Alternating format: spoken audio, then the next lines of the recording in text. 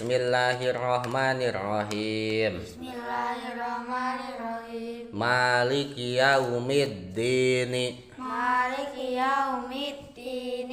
Anu ngarajaan dina poe babales. Kapan kalangkung? Maliki yaumiddin. Anu ngarajaan dina poe babales. Ayil jazai tegesna babales. Wa huwa jeung ari itu yaumuddin, yaumul kiamati eta poe kiamah. Wa khusso jeung di khususkeun itu yaumul kiamah bidzikri ku dicaritakeun. Naon sababna? Lianau karena saestuna kalakuan jeung tingkah lamulka eta teu aya si mulki. Lamulka eta teu aya karajaan eta tetep dohiron dina dohirna. Dohiron anu dohir pihi dina yaumul kiamah li ahadin pikeun salah saurang illallahu ta'ala kajaba Allah ta'ala. Bidalil limanil mulkul yaum lillah. Kalawan dalil limanil mulkul yaum lillah. Tah janten ieu teh masih nyipatan Allah keneh.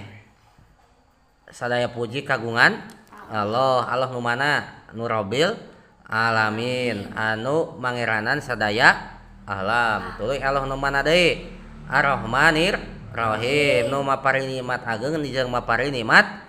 Tuluy Allah nu mana deui? Nomor 4 ayat 4. Allah anu Maliki yaumiddin, nu hartosna Allah anu ngarajaan dina poe kiamah.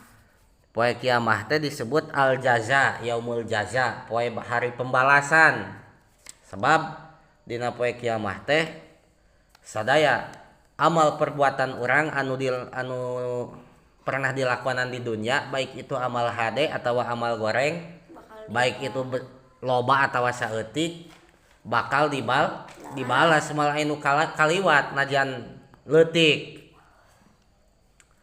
Beda jeung di dunia ku jelema lah atuh pirage gawe sakitu bae teu diburuhan ge, bae teu dibales ge gawe sakitu mah eta mah di mana?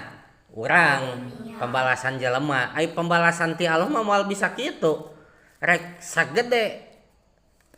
sagede sesuatu nu paling leutik kok teu katingali pasti bakal dibales ku Allah mah.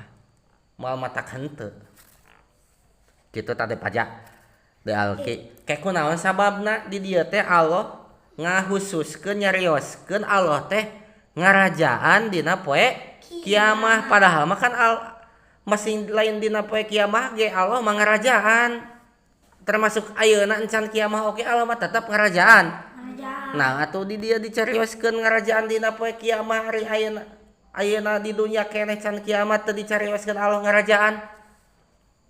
Sabab perbedaanana teh ari di dunia mah ayeuna iya bener Allah teh Malik yang merajai. Tapi lawan seueur oge makhluk Allah anu tidak mengakui, tidak ikrar atau tidak mengakui akan kerajaannya Allah. Da ku Allah pas dikitukeun.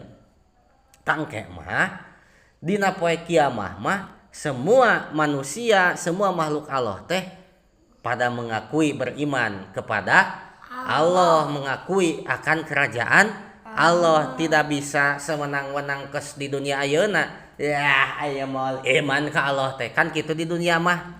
Engke mah di yaumul kiamah teu bisa kitu. Dipaksa ku Allah teh. Disiksa jalma anu naon? Nu teu arariman ka aranjeunna teh di dunia kaburu maot gitu. Tah kitu nya kartos teh alki. Teh pajari ayeuna mah ku Allah di dunia mah dibebaskeun. Ek iman heug, rek teu iman heug. Ngeun anu iman bakal di surga, nu teu iman bakal ka neraka engke teh.